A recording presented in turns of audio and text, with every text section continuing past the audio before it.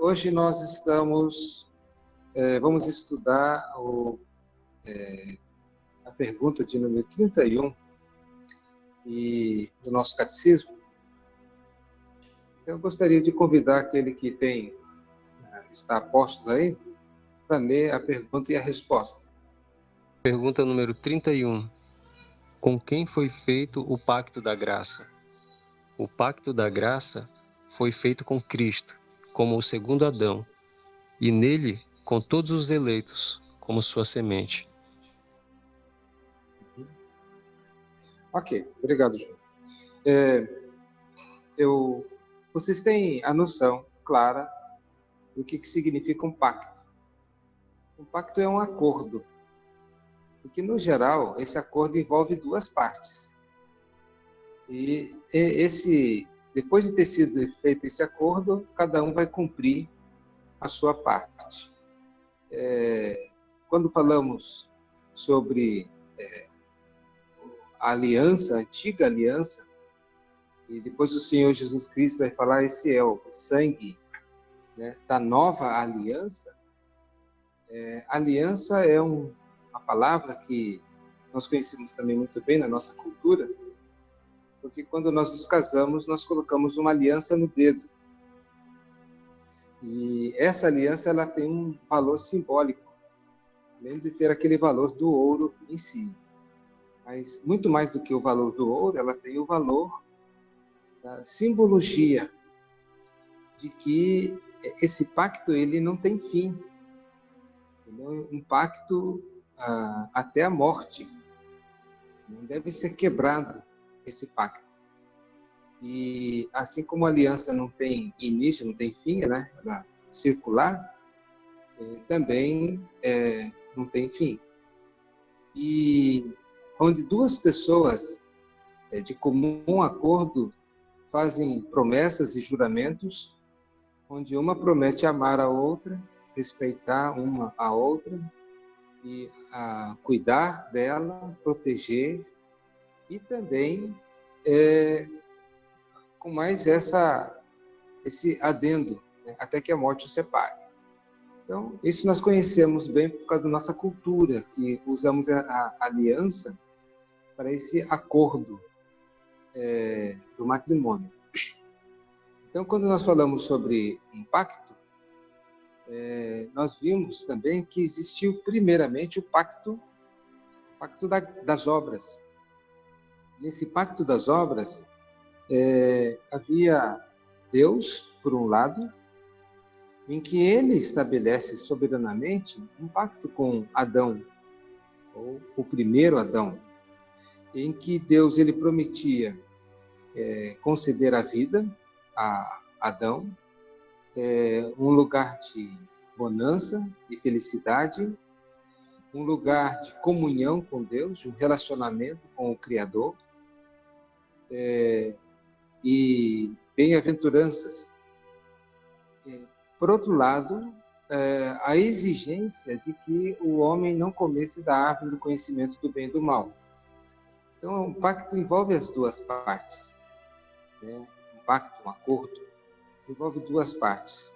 De um lado, Deus prometendo dar vida, por outro lado, obrigando o homem a ser obediente e desejar em seu coração estar e viver num relacionamento com Deus.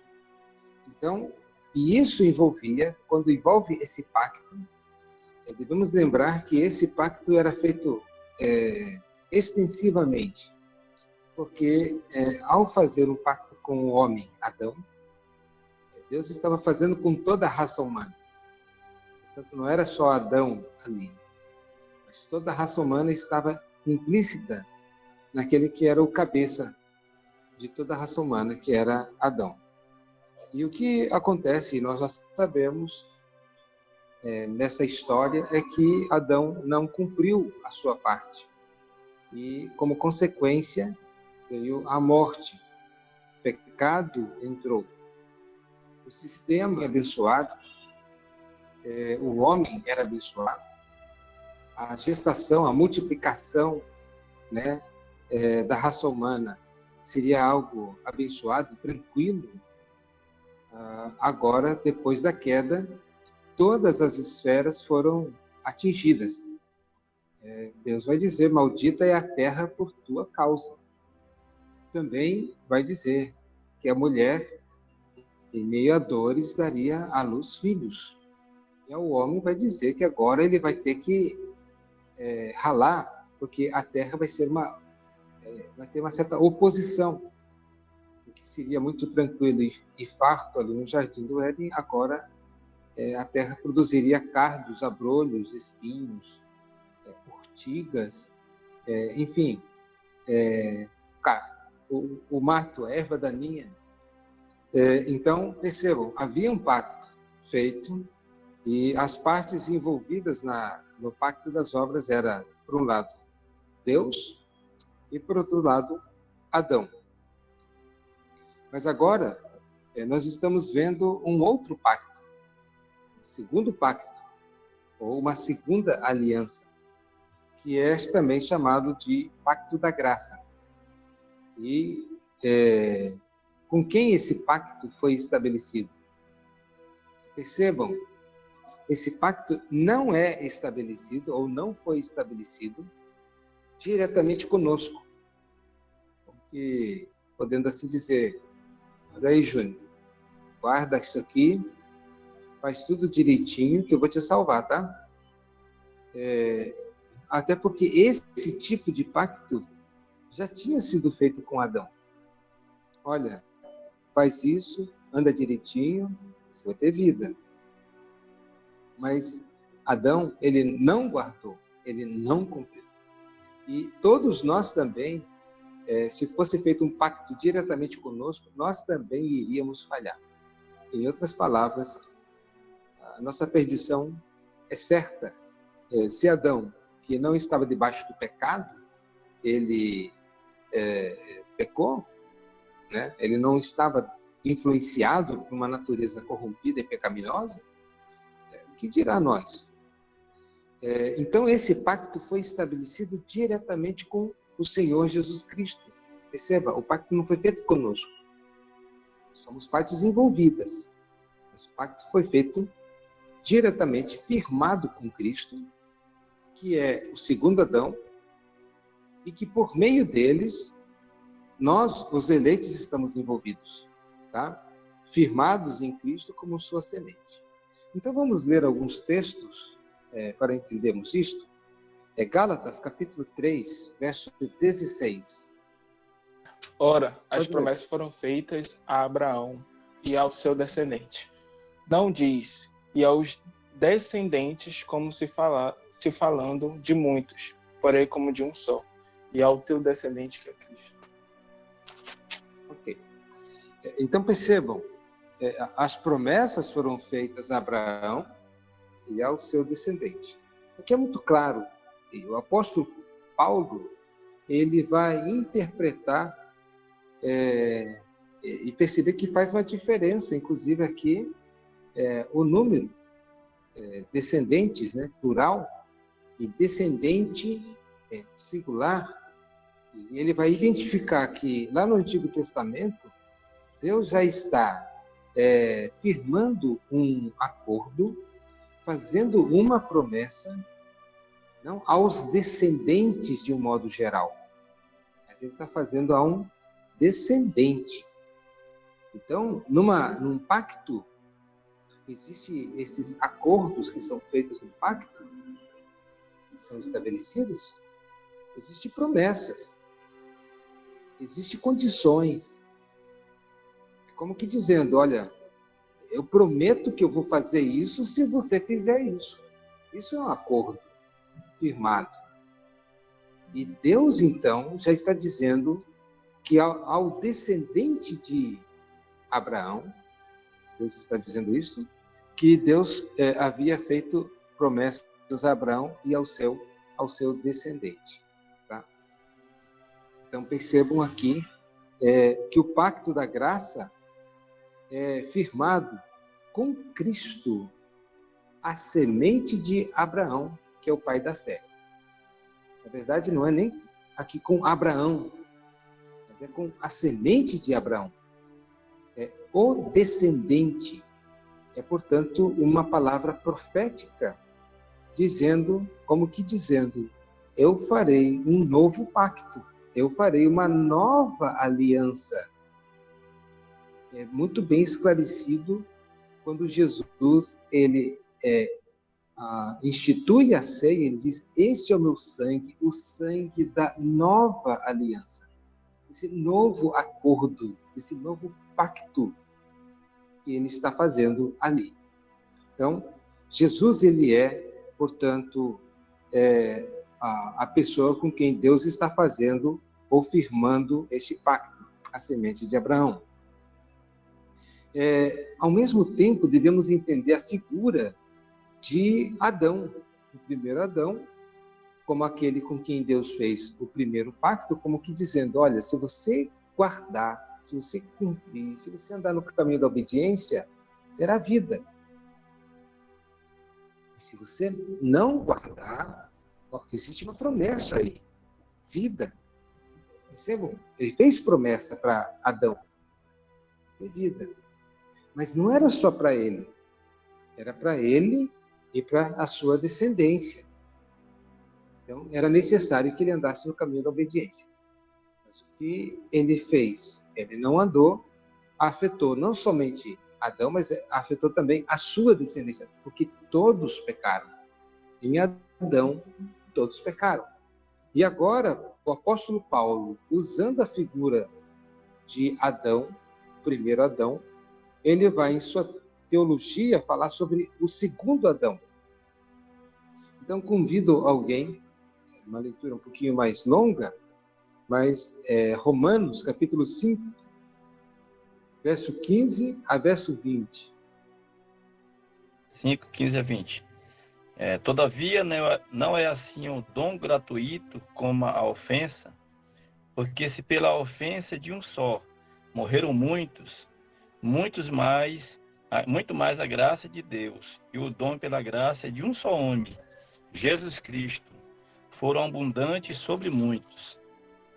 O dom, entretanto, não é como no caso em que somente um pecou, porque o julgamento derivou de uma só ofensa para a condenação, mas a graça transcorre de muitas ofensas para a justificação.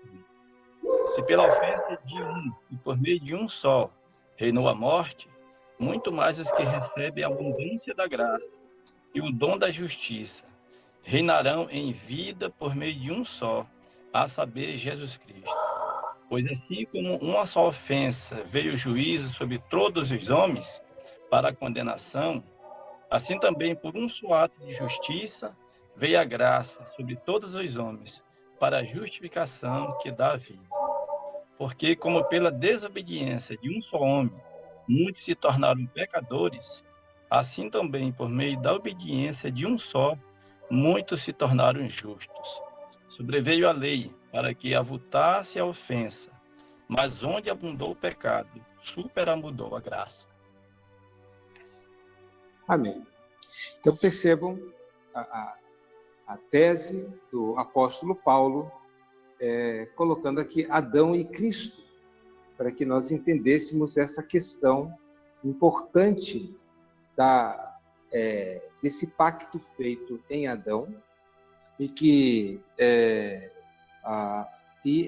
o pacto feito com seu Filho Jesus Cristo. Pela ofensa de um só, morreram muitos. Mas percebam, em sentido de condenação, né? Todos morreram, todos pecaram. Não só alguns, mas todos os homens foram encerrados debaixo de uma condição do pecado, de condenação.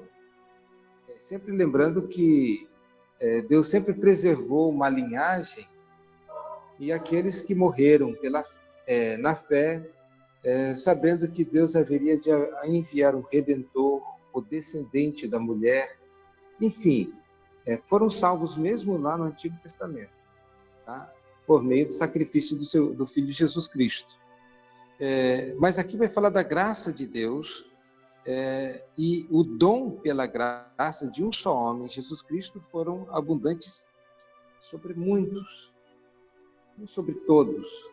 Não há uma ideia aqui de um pacto universal, em que Jesus estaria morrendo em obediência a Deus, e que isso faria com que todas as pessoas fossem salvas. Essa ideia universalista não é bíblica, mas que Jesus estaria morrendo para salvar muitos, aos eleitos. Então, Cristo Adão acaba sendo uma figura para Cristo, mas daquele que não venceu ou não permaneceu fiel, não conservou o acordo feito. E Cristo, como segundo Adão, ele cumpre cabalmente aquilo que havia sido designado para ele, e ele, então, agora pode ser o redentor de muitos. Todos aqueles por quem Cristo morreu definitivamente serão salvos. Tá? Então, Cristo ele é chamado de segundo Adão, porque no pacto da graça, ele assume o lugar de Adão, naquele pacto das obras que Deus havia estabelecido com Adão. Então não deixa de ser um pacto de obras, porque Cristo ele teria que realizar determinadas coisas. É um pacto de obras no sentido de que Cristo ele não poderia quebrar a lei de Deus, ele não poderia pecar, ele não poderia desobedecer, e ele foi fiel, e fiel até a morte, obediente até a morte, morte de cruz.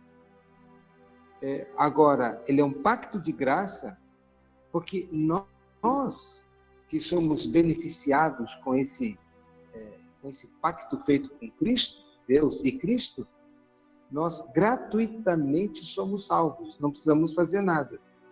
E até a tentativa de fazer alguma coisa é uma ofensa a Cristo, haja vista que nós não podemos fazer nada. Tá?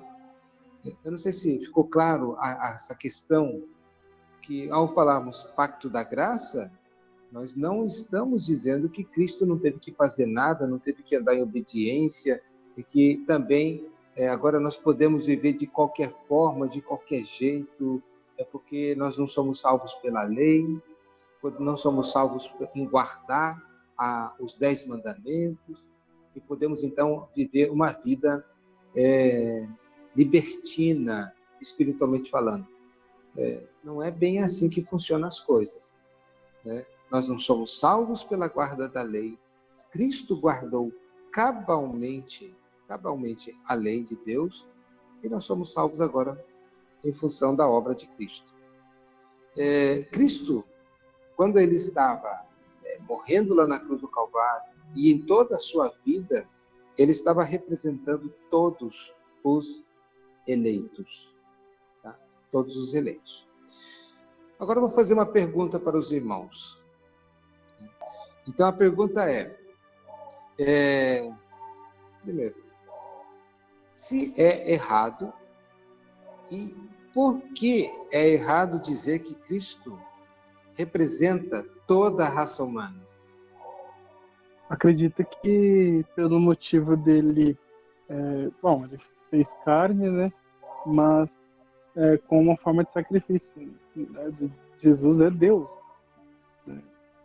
A visão antropocêntrica de Jesus homem, mas eu acredito que ele não pode, por conta disso, né? Pelo fato dele ser Deus.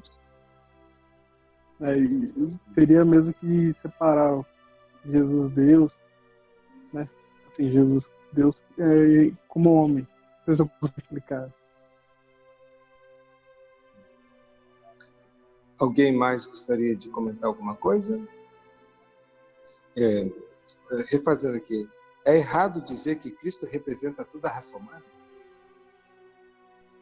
Vamos abrir, então, eu vou convidar a abrir em João, capítulo 17, verso 9. João, capítulo 17, verso 9. É por eles que eu rogo, não rogo pelo mundo, mas por aqueles que me deste, porque são teus. Ok. Cristo fala aqui de um certo grupo, daqueles que tu me deste. Perceba que ele está representando sacerdotalmente, não por toda a humanidade. Ele não está chegando diante de Deus como sumo sacerdote, dizendo, estou orando por os homens. A sua intercessão é uma intercessão, podemos dizer assim, para um determinado grupo.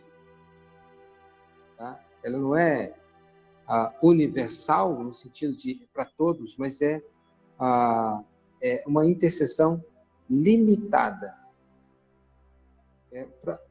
Ele não intercede por todos. Mas ele está intercedendo aqui por aqueles que me deste. É um grupo específico. E entender que nem todos foram dados a ele. Aqueles que o Pai lhe dá, esses, né, que serão guardados, serão alvos da redenção, da regeneração, da remissão dos pecados. Então, Cristo, ele não representa toda a raça humana. Ele representa aqueles que Deus deu a ele, podemos dizer, os eleitos. Tá?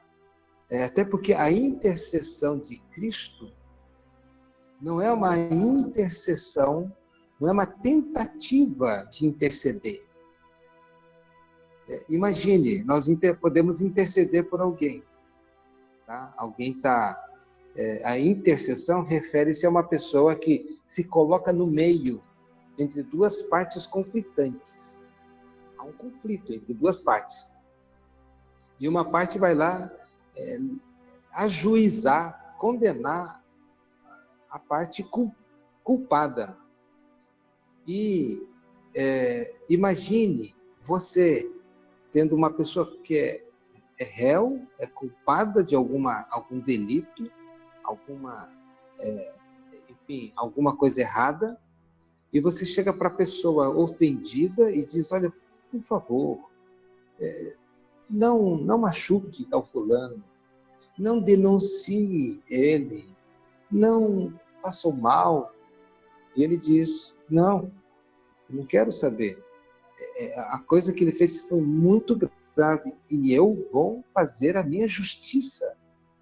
Eu vou puni-lo por aquilo que ele fez. Perceba, você tentou interceder, mas não foi eficaz. Foi uma tentativa, mas a ira e a justiça requeria que o réu fosse condenado. Então, a tentativa ficou só na tentativa. Jesus, ele não tenta fazer intercessão. Ele faz a intercessão. A intercessão dele sempre será eficaz. Quando Jesus ele chega diante de Deus Pai e diz, não o condene. E podemos até pensar aqui, conjecturar Deus, por que eu não condenaria? Ele é digno de morte.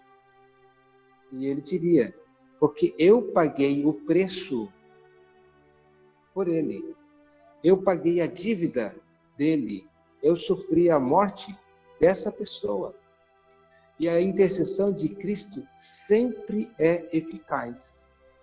Então, pensar que Cristo intercedeu por alguém e, no final das contas, esse alguém foi para o inferno, é porque, então, a intercessão de Cristo não é eficaz. E isso seria um absurdo. É dizer que ele tentou interceder, mas não conseguiu. Isso não é inaceitável. Então, Por isso que ele diz, eu não rogo pelo mundo, rogo por todos, rogo por aqueles que me deste. E ainda ele cumprimenta, porque esses são teus. Perceba, teus o quê? Os eleitos, que Deus elegeu desde antes da fundação do mundo para serem objetos do seu amor, para serem considerados, chamados filhos de Deus, concedido a eles o poder de serem chamados filhos de Deus, são de Deus, pertencem a Deus, não pertencem ao mundo e não pertencem ao diabo, pertencem a Deus. E a intercessão de Cristo sempre é eficaz. Por isso que nós dizemos, nenhum dos eleitos se perderá, porque não se fundamenta em nós e nem no eleito em si, se fundamenta na obra firmada entre Deus Pai e Jesus. Em segundo lugar, por que é errado dizer que Cristo representa toda a raça humana? Então, já vimos que ele representa aqueles e intercede por aqueles que o Pai deu a ele. Em segundo lugar, se Cristo, ele, no pacto da graça, representa toda a raça humana, então toda a raça humana será salva. Justamente porque a sua obra, ele não veio tentar buscar e salvar o que se havia perdido. Ele está fazendo tentativa. Ele veio buscar e salvar o que se havia perdido. Ele veio para fazer a obra, ele não veio para fazer tentativas. Ele não deixou em aberto. Ele disse assim, olha, eu fiz a minha parte, agora faço a de vocês. Ele faz o começo, o meio e o fim. E o seu propósito salvífico, ele vai ser concluído nos eleitos, ou seja, serão definitivamente salvos. Então, ele não veio, ele não representa toda a raça humana, porque senão toda a raça humana seria salva. E se nós dissermos que Cristo representa todo mundo, então nós seremos forçados a dizer que ninguém definitivamente será salvo, a não ser aqueles... Jesus, na verdade, ele veio para dar uma chance para as pessoas. Então, na verdade, então, Jesus não veio para salvar, ele veio para dar uma chance para as pessoas.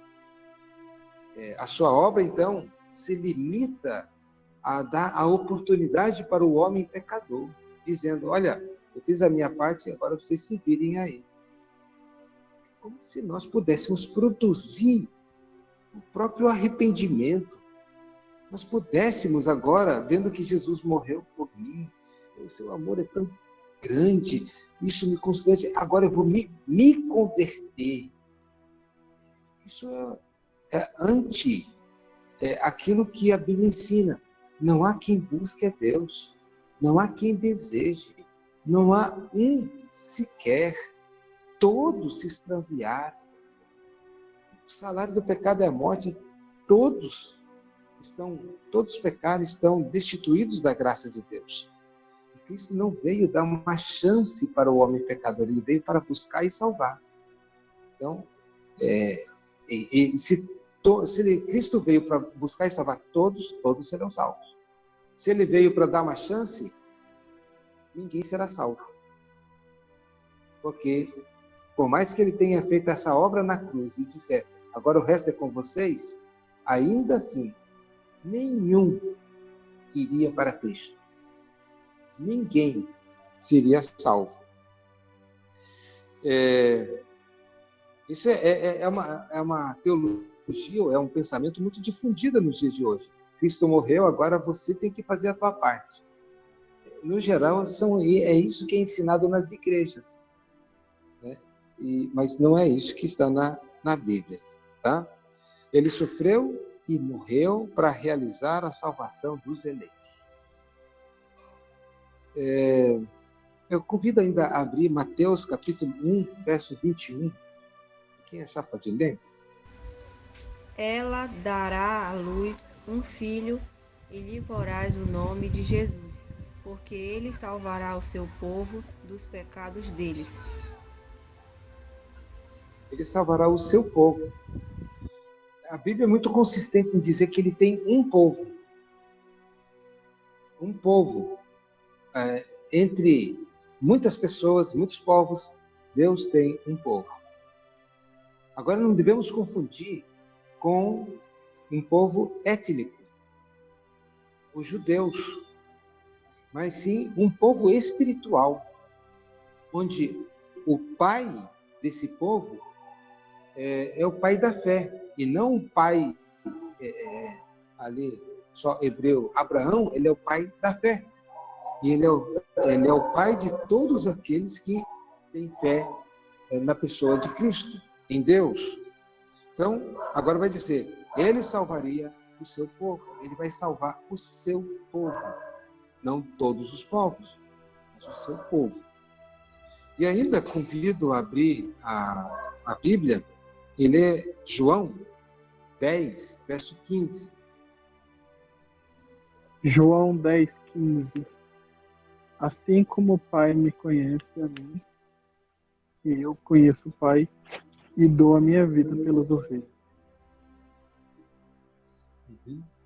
Eu dou a minha vida pelas minhas ovelhas. Lembrando que em Cristo, em seu ministério, ele faz distinção das pessoas. Na verdade, em dois grandes grupos. Filhos de Deus, filhos do diabo. Trigo, joio. Casa edificada sobre a areia, casa edificada sobre a rocha. Filhos da luz, filhos das trevas. E poderíamos falar vários outros exemplos que ele vai dar para distinguir as pessoas. E também uma das ilustrações que Jesus estabelece para fazer essa distinção é ovelhas e bodes. As ovelhas ele vai chamar à sua direita, os bodes à sua esquerda. Então, e ele vai dizer aqui em João que ele é o bom pastor. E que ele, como bom pastor, ele dá a sua vida pelas suas ovelhas. Em outras palavras, a morte de Cristo não foi representando ou em favor de toda a raça humana, mas ele estava representando ali em sua morte todos os eleitos, todas as suas ovelhas. Ele estava dando a vida pelas suas ovelhas. Ele estava derramando o seu sangue em favor de um povo, o seu povo. Não sei se ficou claro até aqui. Alguma dúvida? Também a questão, quando foi firmado esse pacto da graça? Será que foi firmado depois que o homem caiu? Em que Deus agora pensou, o homem caiu, mas eu quero salvar. E ele então vai pensar em como fazer para salvar o homem? Absolutamente não. Esse pacto da graça, ele antecede o pacto das obras. Em Efésios, vai dizer que ele estabeleceu esse pacto antes da fundação do mundo. Então, o pacto da graça foi firmado antes do pacto das obras, foi firmado antes da fundação do mundo, antes que houvesse mundo, mas ele só foi revelado depois que o pacto da graça, ou digo, o pacto das obras, foi quebrado. Então, não foi uma surpresa para Deus. E nem tampouco Deus foi pego ali, puxa vida, o homem pecou, agora tem que fazer alguma coisa. Não. Deus, ele sabia que o homem ia pecar. Era necessário isso. Né? Deus, sem conduzir o homem a pecar, porque Deus não pode fazer isso, mas deixou a porta ali. Deus concedeu ao homem a liberdade. Deus não poderia querer que o homem servisse a Deus, amasse a Deus, obedecesse a Deus forçadamente.